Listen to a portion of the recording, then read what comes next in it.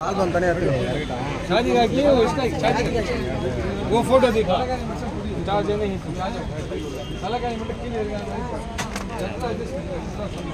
ओ बे sir उल्लो तकलीफ होती है देखिए उल्लो யாரனா ஒருத்தர் புடிங்க சார் உள்ள போய் புடிங்க எல்லாம் அடிப்பாங்கம்மா ஏன்னா மாதிரி கூட்டு சரிங்க மா கொஞ்சம் பின்னாடி போங்கம்மா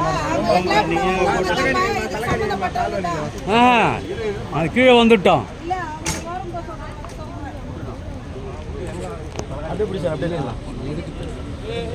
அங்க கொஞ்சம் கைக்கு கால்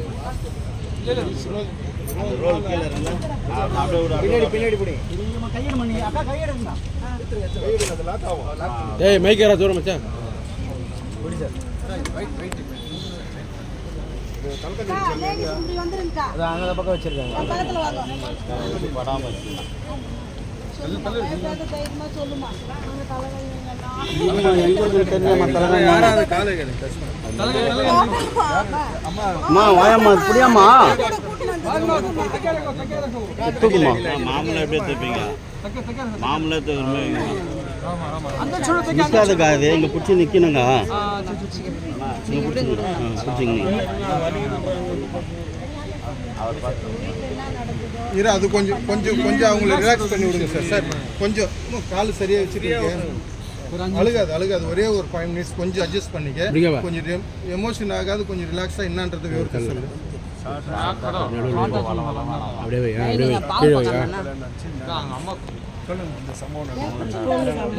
இல்ல பொண்ணுக்கு அம்மா தான் இங்கே கால் பிடிக்கணும் இங்கே பிடிக்க மாட்டாங்க சரியா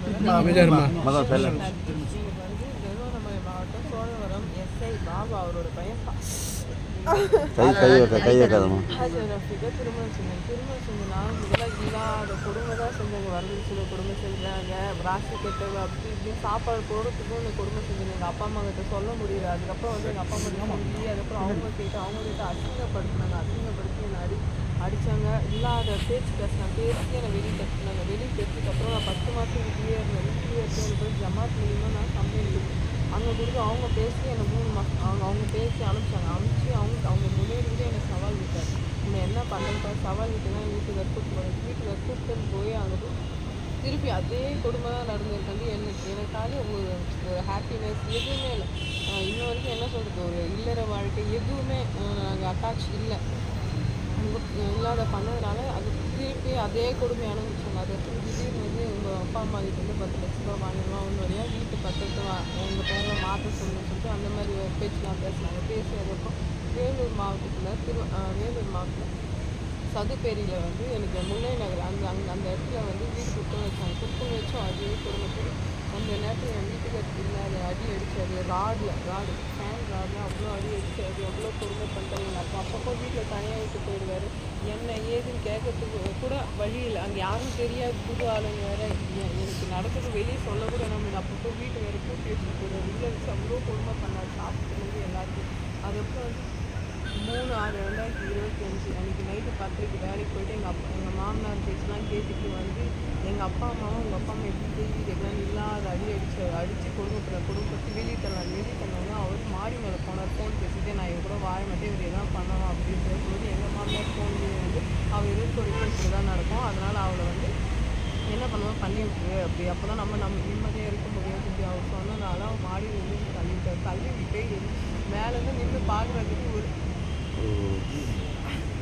ஒரு ரெஸ்பான்ஸ் எனக்கு தள்ளி விட்டுட்டு மேலே வந்து நின்று பார்த்துருந்தார் கீழே வந்தும் அவர் ஒரு ரெஸ்பான்ஸ் பண்ணல பக்கத்தில் உட்காந்து அமைதியாக சிரிச்சுட்டு தான் உட்காந்து நின்றார் அதுக்கப்புறம் அங்கே இருக்கிறவங்க அக்கம் பக்கத்தில் அங்கே இருக்கிறவங்க பார்த்து பால்காரவங்களாம் பார்த்து என் ஆம்புலன்ஸில் அனுப்பிச்சு ஹாஸ்பிட்டல் போய் கூட வீட்டில் நடந்தது எதுவுமே சொல்லக்கூடாதுன்னு சொல்லிட்டு மிரட்டினாங்க அதுக்கப்புறம் எங்கள் அப்பா அம்மா மேலே நான் வழக்கு தொடர்ந்துன்னு சொன்னாங்க இங்கே இருக்கிற டாக்டருங்கெல்லாம் வச்சு உனக்கு ரெசல்ட் போட்டு நான் எது வேணால் பண்ண முடியும் என்னால் முடியும் ஏன்னா நான் போலீஸ் தெரியும்ல அப்படின்னு சொல்லிட்டு சவால் விட்டாங்க அந்த பயத்தினால நான் வெளியே சொல்ல முடியாமல் போச்சு எங்கள் அப்பா அம்மாவுக்கு ஒன்றும் ஆகக்கூடாதுன்னு சொல்லிட்டு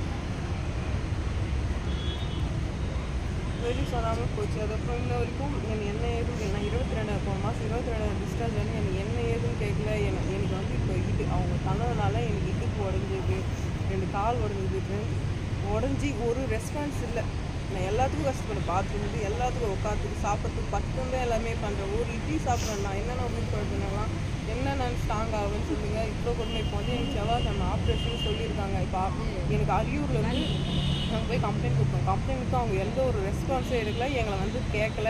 என்னை வந்து பார்த்து இவ்வளோ வாங்கிட்டு போய்க்கிறோம். என்ன பண்ணுறேன் ஏது பண்ணுறேன்னு ஒரு கால் பண்ணல. என்ன எதுவும் சொல்லலை. சொன்னதால சரி நம்ம கலெக்டர்கிட்ட வந்து நம்ம மனு கொடுத்து அவங்கள வச்சு நடவடிக்கை எடுக்கணும்னு சொல்லிட்டு நான் இந்த நேரம் என்னால் முடியல. என்னால் எழுந்து கூட சொல்கிறேன். எங்ககிட்ட பேச பண்ணியிருக்கேன். ஸ்டெப்பாக இது பண்ணுறாங்களா? ஆமாம், நான் ரொம்ப வரதட்சணை தான் நான் மெயின். எங்கள் நல்ல கொடுப்போம் 10 லட்சத்துக்கு மேலே கல்யாணம் செலவு பண்ணாங்க. சாப்பாடு 6 லட்சம். இப்போ எனக்கு ஆப்ரேஷன் பண்ணி 7 லட்சம் 6 லட்சம் ஆச்சுன்னா ஒரு ரெஸ்பான்ஸ் இல்லை. எல்லாமே எங்கள் அப்பா அம்மா அங்கங்கே கடன் வாங்குவாங்க. நான் கடன் வாங்கி பண்ணாங்க. கடன் வாங்கி பண்ணி என்ன நடக்குது? இந்த வரதட்சணை கொடுமை தான் நடக்குமா? இதெல்லாம் ஒரு தீர்வே இல்லையாண்ணா.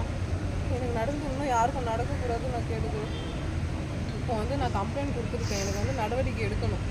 அவங்க வந்து போய் உள்ளே போகணும். எங்கள் மாமனார் என்னுடைய ஹஸ்பண்ட் அவங்க மேலே நான் கம்ப்ளைண்ட் கொடுத்துருக்கேன். அவர் அந்த வேலையை வச்சு எல்லாத்தையும் சாதிக்க முடியும்னு நினைக்கிறேன். எப்படின்னு அவங்க போலீஸ்கார மூலிமா அவர் போலீஸ்கார்கிட்ட எதுக்காக நம்ம போகிறோம்? ஒரு கேஸ் கொடுத்து அதுலேருந்து நம்ம மீண்டும் நம்மளுக்கான நியாயம் கிடைக்கும். ஆனால் இந்த வீட்லேயும் இப்படி போலீஸ்கார் இருந்து நம்மளுக்கு ஒரு நியாயம் இல்லைன்னா என்ன மாதிரி? நீங்கள் தான் ஹெல்ப் பண்ணணும் எனக்காக.